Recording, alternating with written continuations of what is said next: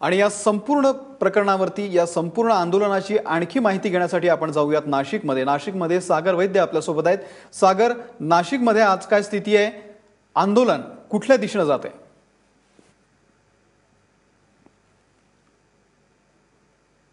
अमोल, आत्ताची जी अपडेट आहे त्यानुसार काल रात्री उशिरा नाशिक जिल्ह्यातल्या दळवट या गावाजवळ शेतकऱ्यांनी पुन्हा एकदा आंदोलन सुरू केलं होतं। अनेक भाज्यांचे ट्रक रस्त्यावर काढून ते सगळा भाजीपाला फेकत असताना या हिंसक जमावाला पांगवण्यासाठी पोलिसांनी हवेत गोळीबार केला।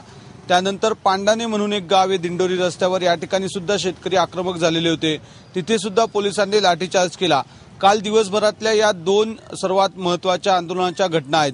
तर आज मात्र या आंदोलनाची खरी दिशा ठरणार आहे, कारण हे आंदोलन आता राज्यस्तरावर न्यायचं आणि नाशिकने म्हणजे याच्यापूर्वी जे आंदोलनाचं केंद्र किंवा नेतृत्व पुणतांब्याने केलं होतं ते नेतृत्व आता नाशिकने करावं, यासाठीची एक मोठी बैठक आज दुपारी 4 वाजता नाशिकच्या बाजार समितीमध्ये होतीये। या बैठकीमध्ये निर्णय केला जाईल की नेमकं आता पुढच्या आंदोलनाची दिशा काय असावी, हा संप किती दिवस चालवावा, कसा चालवावा आणि राज्यभरामध्ये या संदर्भातली कशा पद्धतीने पुढची दिशा असावी हे आजच्या बैठकीत ठरणार आहे। आणि या बैठकीसाठी राज्यभरातले शेतकऱ्यांचे नेते इथे एकत्र येतील असं सांगितलं जात आहे। सध्या तरी पोलीस प्रशासन जे आहे ते या संपाला आता आक्रमकपणे तोंड देण्यासाठी तयार झाल्याचं पाहायला मिळतंय, कारण काल दिवसभरामध्ये 150 पेक्षाही अधिक लोकांना नोटिसा बजावण्यात आल्या, गुन्हे दाखल करण्यात आले आणि ज्या ज्या गावांमध्ये तणावग्रस्त परिस्थिती आहे, जिथे हिंसक आंदोलन होत आहे त्या ठिकाणी विशेषतः पोलिसांनी आता कडक जी आहे ती कारवाई करायला सुरुवात केली असं म्हणता येईल। कारण ज्या पद्धतीनं काल रात्री दळवटचं मी आपल्याला म्हटलो की पोलिसांनी हवेत गोळीबार केला, ही आक्रमकता पोलिसांची आता दिसायला लागली का असा खरं तर प्रश्न आहे। कारण काल ज्या पद्धतीनं सकाळपासूनच्या घडामोडी घडल्या, ज्याच्यामध्ये आधी शेतकऱ्यांचा संप संपल्याचं जाहीर करण्यात आलं, परंतु राज्यभरातनं त्याला विरोध झाला। नाशिकमधून विशेषतः सर्वात मोठ्या प्रमाणावर विरोध शेतकऱ्यांनी या आंदोलनाला स्थगित होण्यासाठी केला आणि त्याच्यामुळे नाशिक हे आता या आंदोलनाचं केंद्र आहे। संपाची धग नाशिकमध्ये अजूनही जाणवते। अजूनही नाशिकमधल्या बाजार समित्या, आज रविवार असला तरी सुद्धा जिल्हा प्रशासनाने सर्व बाजार समित्यांना आदेश केले आहेत की आजच्या दिवस बाजार समित्या खुल्या कराव्या आणि ज्या शेतकऱ्यांना शेतमाल घेऊन यायचे त्यांना येऊ द्यावं, पोलिसांनी त्यांना संरक्षण द्यावं आणि अशा पद्धतीने हे वातावरण जे आहे ते निवळण्याचा सरकारकडून प्रयत्न केला जातोय। परंतु याला शेतकरी प्रतिसाद देतात का, पुढचा संपाचा दिशा नेमकी काय असते हे आज दुपारी 4 वाजेच्या या बैठकीनंतर निश्चित होऊ शकणार आहे। सध्या तरी जिल्ह्यामध्ये तणावपूर्ण अशा पद्धतीची शांतता आहे आणि संप सुदैवाने हिंसक 1-2 या पांडाणे आणि दळवट गावचा अपवाद वगळला तर जिल्ह्यात कुठेही अनुचित फारसा प्रकार घडलेला नाही, कुठलीही मोठी हिंसक घटना घडलेली नाही। त्याच्यामुळे काल दुपारपासून एक आश्वासक वातावरण आहे। अमोल, सागर, खूप खूप धन्यवाद दिले या संपूर्ण माहितीबद्दल। सागर, तू आमच्यासोबत राहा, तुझ्याकडून आणखी अपडेट घ्यायचे आहेत। आता जाऊयात पुणतांब्याकडे। पुणतांब्यामध्ये कृष्णा केंडे आपल्यासोबत आहेत, तसंच पुण्यावरून मिक्की सुद्धा आपल्यासोबत आहे। पुणतांब्यामध्ये जाण्याचं कारण असं आहे की पुणतांब्यामध्ये काल सुद्धा आंदोलन सुरू होतं आणि पुणतांब्यामध्ये आता शेतकऱ्यांचे 2 गट पडलेले आहेत। कृष्णा, आता पुणतांब्यातली काय स्थिती आहे? तिथं नेमका शेतकऱ्यांचा आता कोणत्या पवित्र्यामध्ये आहेत? आंदोलनाची पुढची दिशा काय असणार आहे? निश्चितच अमोल, पुणतांब्यामध्ये सध्या संभ्रमाचं वातावरण आहे, कारण कोर कमिटी जी गेली होती त्यातले पुणतांब्यातले काही सदस्य होते ते देखील इथं आलेले नाहीत। इतर कुठलाही व्यक्ती जो आहे ते इथे पोहोचलेला नाही। मात्र काही शेतकरी जे आहेत ते आज देखील या संपावरती ठाम आहेत आणि पुणतांब्यामध्ये दूध विक्री होणार नाही असा त्यांचा दावा आहे। आज पुणतांब्यामध्ये बरेच नेते येण्याची शक्यता आहे, राजू शेट्टी येण्याची शक्यता आहे असं काही जणांचं मत आहे। त्याचबरोबर नवले जे आहेत ते देखील आज 9:30 पर्यंत येतील। जयाजींनी सुद्धा काल सांगितले आहे की मी पुणतांब्यामध्ये 1 वाजेपर्यंत येतो, त्यामुळे पुणतांब्यामधले लोक जे आहेत ज्यांनी इथून आंदोलन उभा केलं होतं ते या सगळ्यांची वाट पाहत आहेत। काही आपल्यासोबत शेतकरी आहेत, आपण त्यांच्याकडनं जाणून घेऊया की काय तुमच्या मनात आहे। आता खरं तर इथून खूप मोठं आंदोलन झालेलं होतं। आपल्या चॅनलच्या माध्यमातून आमच्या पुणतांब्या गावाला अशी तुम्ही देशभर प्रसिद्धी दिली होती, पण आमच्या गावातील गटातटाच्या राजकारणामुळं ह्या लाखो शेतकरी जे रस्त्यावर उतरले होते आपल्या न्याय हक्कासाठी, त्यांच्या याला ताडा गेलेला आहे। तरी मला शेतकरी महाराष्ट्र तमाम शेतकरी बंधूंना मला विनंती करावीशी वाटते की आपण हा जो संप आहे 5 तारखेचा, हा संपूर्ण महाराष्ट्रभर यशस्वी करावा अशी माझी कळकळीची विनंती आहे। पुणतांब्याचे शेतकरी उद्याच्या बंदबाबत सहभागी आहेत का? हो, पुणतांब्यातले शेतकरी उद्याच्या बंदसाठी सक्रिय त्यांचा पाठिंबा आहे आणि आम्ही बंद यशस्वी करू. निश्चितच. काय म्हणणं आहे तुमचं? यशस्वी उद्याच्या संपात तुम्ही आहे? उद्याचा संप 100% यशस्वी होईल याबद्दल शंका नाही.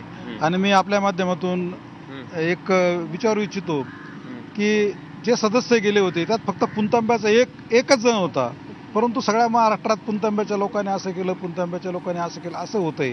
परंतु माझी सर्वांना विनंती आहे की शांताराम कुंजीर सांगतात मी याला सहमत नव्हतो, सीमाताई नरोडेंनी सांगितलं मी सहमत नव्हतो, अजित नवलेंनी सांगितलं मी सहमत नव्हतो.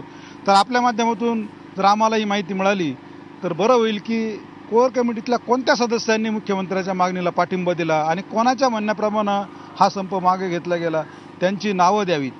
आमच्या माहितीप्रमाणे जयाजी सूर्यवंशी हा मुख्यमंत्र्यांनीच घुसडवलेला माणूस भाजपचा होता. संदीप गिड्डे हा 1 नंबरचा धंदेवाईक माणूस आहे. हा इव्हेंट मॅनेजमेंट करतो. कृषी प्रदर्शनाचे महाराष्ट्रामध्ये मागच्या वर्षी झालेल्या 56 प्रदर्शनापैकी 40 प्रदर्शनांचं इव्हेंट मॅनेजमेंट त्याच्याकडे होतं. म्हणजे हा सुद्धा सरकारचा दलाल आहेत. आणि ह्या लोकांनी बाकीच्या शेतकऱ्यांची दिशाभूल करून ऐनवेळेस लाखो शेतकऱ्यांची यांनी दिशाभूल केली आणि ऐनवेळेस हा निर्णय जाहीर केला. तर माझी आपल्या माध्यमातून विनंती आहे की आपण जे बाकीचे सदस्य होते त्यांची सुद्धा आपण त्यांची हे करावी. होणार आहे पुणतांब्यामध्ये? आज पुणतांब्यामध्ये हा संप चालू आहे, असाच चालू राहणार. उद्याचा महाराष्ट्र बंद हा 100% यशस्वी होईल आणि पुणतांब्याचे शेतकरी शेवटपर्यंत या संपाशी निगडीत राहतील. आणखीन काही शेतकरी आहेत, आपण त्यांच्याकडनं जाणून घेऊयात. की मला एक सांगा की आत्ता तुमच्या मनात नेमकं काय चाललंय हे सगळं पाहिल्यानंतर? आता हे जे चालू आहे ना हे असं चालूच राहिलं पाहिजे आणि हा संप चालू राहायला पाहिजे. संप चालू राहिला पाहिजे, याचा निर्णय लागला पाहिजे. मुख्यमंत्र्यांनी शेतकऱ्यांना योग्य तो न्याय दिलाच पाहिजे. अमोल, पुणतांब्यातली ही स्थिती आहे आणि पुणतांब्यातल्या लोकांचं असं म्हणणं आहे की कोर कमिटीने विश्वासघात केला आणि त्यामुळे शेतकऱ्यांच्या पदरामध्ये काहीही पडलेलं नाही, फक्त आश्वासन वगळता. आणि त्यामुळे आज देखील संप जो आहे तो पुणतांब्यातला सुरू राहील आणि त्याचबरोबर उद्याचा जो महाराष्ट्र बंद आहे त्यामध्ये पुणतांबा सहभागी असेल. अमोल, बरोबर आहे कृष्णा. उद्या महाराष्ट्र बंदची हाक दिलेली आहे शेतकऱ्यांनी आणि जयाजी सूर्यवंशींवरती खास करून लोकांचा रोख आहे. या कोर कमिटीवरती शेतकऱ्यांची प्रचंड नाराजी आहे.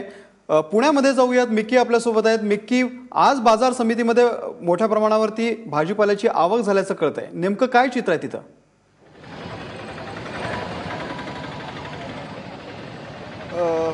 अमोल, पुण्यात आता मी सध्या मार्केट यार्ड या ठिकाणी आहे. गेल्या काही 2 दिवस म्हणजे या ठिकाणी या शेतकरी संपाचा या ठिकाणी परिणाम जाणवला होता, परंतु आज दररोज जसं रेग्युलर प्रमाणे जवळपास 1200 ते 1250 गाड्या या ठिकाणी या मार्केटमध्ये आवक असते आणि आज साधारण 920 गाड्यांची आवक या ठिकाणी झालेली आहे. जवळजवळ 80% ही आवक या ठिकाणी 75 ते 80% ही आवक या गाड्यांची या ठिकाणी आहे. म्हणून पुण्यात फारसं या शेतकरी संपाचा परिणाम आज काय जाणवत नाहीये, कारण भरपूर पूर्ण मार्केट आज भरलेलं आहे. लोक देखील या ठिकाणी मोठ्या प्रमाणात आहेत. त्याचबरोबर आज भाज्यांचे दर देखील थोडेफार कमी झालेले आहेत.